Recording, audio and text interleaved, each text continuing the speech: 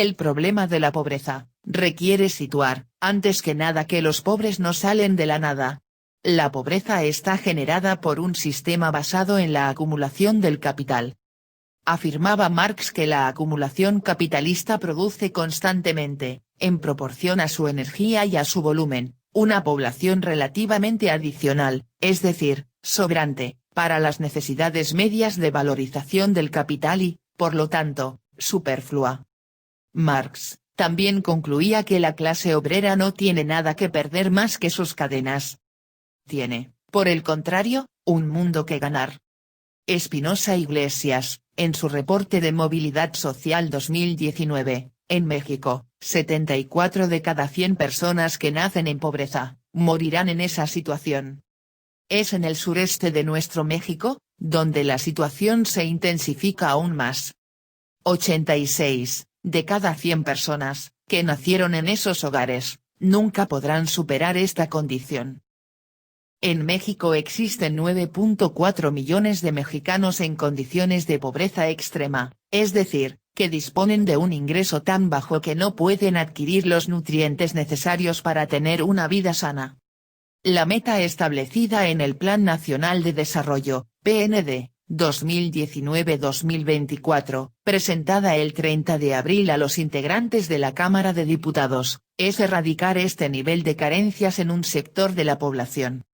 Nadie padecerá hambre, la pobreza extrema habrá sido erradicada, no habrá individuos carentes de servicios médicos o de medicinas y los adultos mayores recibirán pensiones justas y podrán vivir sin estrecheces materiales, se establece en el documento.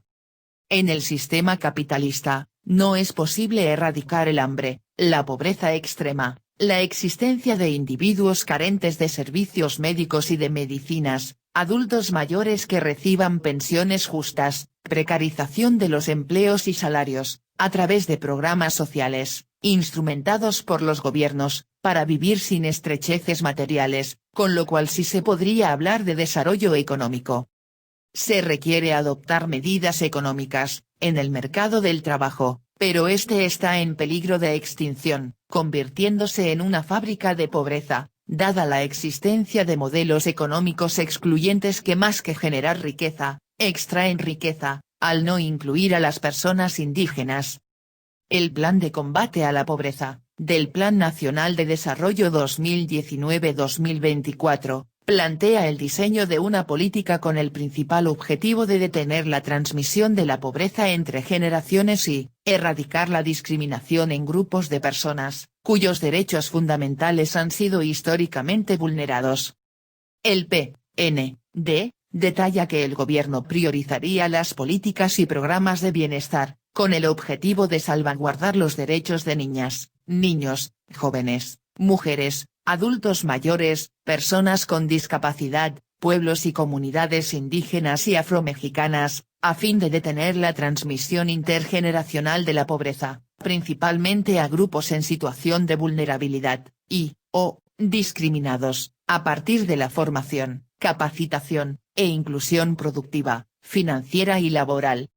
Además, el PND establece que se vigilaría el cumplimiento de las obligaciones fiscales y la normatividad laboral, para desalentar la subcontratación y el subregistro, promover la seguridad y la salud en el trabajo y el cumplimiento de las obligaciones legales en materia de capacitación. Según la Comisión Económica para América Latina y el Caribe, CEPAL, México acabará con la mitad de la pobreza, hasta después de 2035, si persisten las condiciones de desigualdad y nivel de ingresos en las clases más desfavorecidas en el país, siendo posible acabar con la mitad de la pobreza, hasta después de 2035. En el estudio Panorama Social de América Latina 2018, el organismo de la ONU destacó que solo 2 países se encuentran en la misma situación, Honduras y Colombia. La comisión calcula que entre 2008 y 2017, los salarios medios en México se han reducido 0.25%, en términos reales, además de que el índice de Gini ha aumentado, 0.20 puntos en el mismo periodo. Aun cuando la región logró importantes avances entre la década pasada y mediados de la presente, Desde 2015 se han registrado retrocesos, sobre todo en materia de pobreza extrema, según Alicia Bárcena, secretaria ejecutiva de la Comisión Económica para América Latina y el Caribe, por lo que es urgente impulsar políticas públicas complementarias de protección social e inclusión laboral y redistributivas en materia de ingresos. La comisión proyectaba que, durante 2018, la pobreza bajaría a 29.6%, en la población de América Latina, equivalente a 182 millones de personas, 2 millones menos que en 2017, mientras que la tasa de pobreza extrema, se mantendría en 10.2%, es decir, 63 millones de personas, 1 millón más que en 2017. El informe subrayó que la desigualdad de ingresos, se ha reducido apreciablemente en la región desde principios de la década de 2000. El promedio simple de los índices de Gini, donde 0 representa ausencia de desigualdad y 1 desigualdad máxima, de 18 países de América Latina, bajó de 0.543 en 2002 a 0.466 en 2017. No obstante, el ritmo de reducción se ha estimulado en años recientes, entre 2002 y 2008, con una disminución anual promedio del índice, del 1,3%, entre 2008 y 2014, del 0,8%, y entre 2014 y 2017, del 0,3%.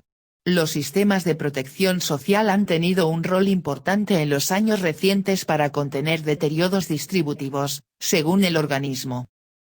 A mitad del siglo XIX, Karl Marx, plantea la tesis, útil al análisis del actual estado del mundo, en la economía, la política y la filosofía de la globalización, cimentada en la internacionalización de los capitales y los mercados de los grandes monopolios.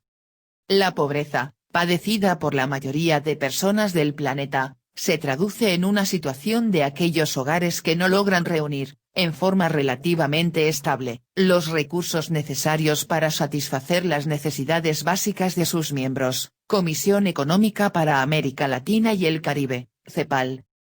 Marx no utilizó el concepto de pobreza, como categoría de análisis, aunque en sus manuscritos económicos y filosóficos de 1844, Marx utiliza el concepto de pobreza, tomando como fundamento teórico, el de los economistas clásicos, como David Ricardo y Adam Smith, entre otros. Marx utilizó, en mayor medida, el término miseria, con diversos significados, por lo que, desde este enfoque, habrá un enorme parentesco entre la pobreza y la miseria. Manejó 3 argumentos para analizar el concepto de pobreza. Primero, pobreza material. Ya decía Karl Marx, 1848, que la esencia del ser humano, le obliga a buscar los medios materiales indispensables para la vida, que de no lograrlo, sufrirá una miseria material o pobreza material, entendida como la ausencia de riqueza, mercancías, valores de uso, medios de producción, capitales. Segundo, la pobreza espiritual, cultural, e intelectual, derivada de las relaciones sociales y de producción capitalista e infraestructura económica, creadora de la estructura superior, Estado, conformada por las posiciones políticas, ideológicas, jurídicas. La subestructura ideológica orienta la vida colectiva de la nación, desequilibra al pueblo y a la clase obrera, haciendo que padezca de pobreza espiritual, necesidad de conciencia y de respeto. Tercero, el dominio internacional del capital y del nuevo orden social, por Inglaterra, Francia, Alemania y Estados Unidos, consecuencia de la dispersión por el mundo, de capitales de países industrializados y de países que lograron entrar en el nuevo orden social de forma ventajosa, y que, ocasionaron estragos en el mundo. La pobreza material, proviene de la división de la sociedad en una reducida clase excesivamente rica y una enorme clase de asalariados que no poseen nada, hace que esta sociedad se asfixie en su propia abundancia, mientras la gran mayoría de sus individuos apenas están garantizados, o no lo están en absoluto, contra la más extrema penuria. El sistema capitalista de producción, creado a partir de una revolución social, creó también una nueva cultura, una economía basada en la explotación del trabajo asalariado, que expropia el plusvalor, al establecer relaciones sociales y de producción complicadas, un Estado dominante y universal, cuya organización social, oscurece ver con claridad la contradicción fundamental del sistema, pues se disfruta de una aparente libertad individual, el derecho a participar en el libre comercio. Las relaciones de producción en el capitalismo, se determinan por la propiedad que pertenece a unas mínimas familias burguesas, que poseen los medios de producción necesarios para producir la vida material, siendo los burgueses los que deciden qué producir, cómo repartir el producto del trabajo obrero, la mercancía y el costo de la fuerza de trabajo del obrero. Los obreros y las mayorías desposeídas solo poseen su fuerza de trabajo, que ponen a la venta, en el mercado, a la espera de ser comprada, que se ilustra en un círculo económico, trabaja para los burgueses, para después comprarle, a los mismos, con el salario que ha devengado en el proceso de trabajo y de producción, en seres básicos y elementales para subsistir. Esta miseria material, hace que mueran cada día, personas por inanición, trabajo forzoso, carencia, enfermedades, accidentes laborales. La falta de riqueza material para la mayoría de habitantes, en el capitalismo, es ley social universal. El obrero sufre las consecuencias del sistema capitalista, al igual que la inmensa mayoría de la gente. El único que se enriquece es el capitalista. Si aumentan los salarios, aumentan los precios de los productos, debido a la mayor circulación de dinero. Si la riqueza de la sociedad está en descenso, el obrero es quien sufre, porque es quien carga con la inflación. En el capitalismo, los obreros no poseen los productos que ellos mismos han elaborado y no tienen propiedad. Son quienes venden su fuerza de trabajo, por una mínima cantidad de dinero, el salario, que gastan en los medios de vida indispensables, por lo que no poseen más que lo necesario para sobrevivir y llevar una vida de carencias materiales. La pobreza espiritual e intelectual, hace referencia en el enfoque de Carlos Marx, a lo que él mismo decía, de que el obrero tiene más necesidad de respeto que de pan. El análisis concienzudo del actual modo de producción, traería otros descubrimientos, con relación al funcionamiento de la sociedad y de las formaciones sociales y económicas anteriores, comunidad primitiva, esclavismo, feudalismo. Tema que reflexionara Marx en la ideología alemana, en donde pone al descubierto las formas de propiedad que han existido, los sistemas políticos y jurídicos, las cultura, las filosofía, las tradiciones, las costumbres. En las primeras civilizaciones de Oriente, la Magna Grecia, el Renacimiento, la Ilustración, el florecimiento de las culturas occidentales, era impensable la gran riqueza cultural, en educación y formación, en ciencia y, aunque el progreso tecnológico en el capitalismo, en determinada fase del desarrollo se estanca, Marx reconoce que en el proceso de producción posterior, se resuelve, a manera de oleadas. La cultura se desarrolla en las artes, teatro, filosofía, poesía, música, etc., promovida, supervisada y vigilada por la clase burguesa, dejando rezagada al resto de la sociedad y a los obreros, quienes carecen de una cultura propia y de relaciones independientes.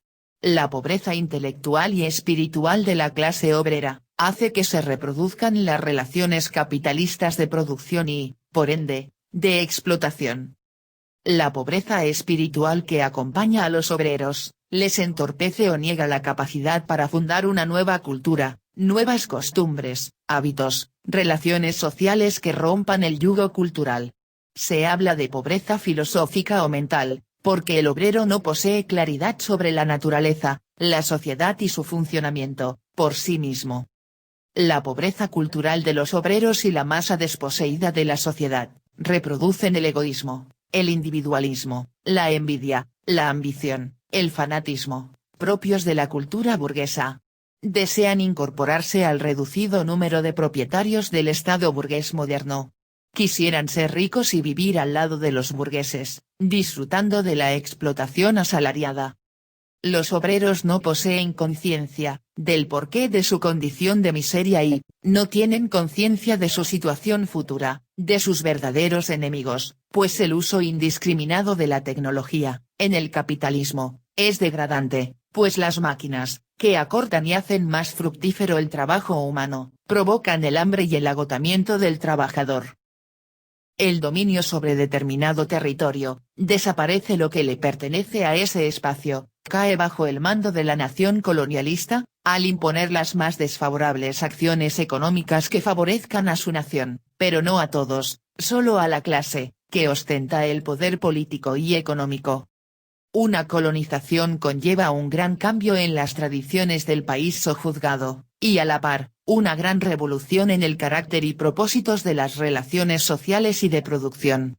La dominación sobre las Indias Orientales por Inglaterra, causó una revolución en toda la forma de producir, al introducir la máquina de vapor y los avances tecnológicos de países civilizados de Occidente.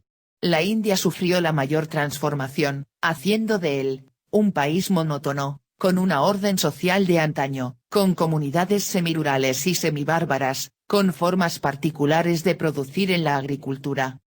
El vapor británico y la ciencia británica destruyeron en todo el Indostán, al unir la agricultura y la industria artesanal, todo el entramado de la sociedad hindú, sin haberse manifestado, hasta ahora, el menor intento de reconstitución. Esta pérdida de su viejo mundo, sin conquistar otro nuevo, imprime un sello de particular abatimiento a la miseria del hindú y desvincula al Indostán gobernado por la Gran Bretaña, de todas sus viejas tradiciones y de toda su historia pasada.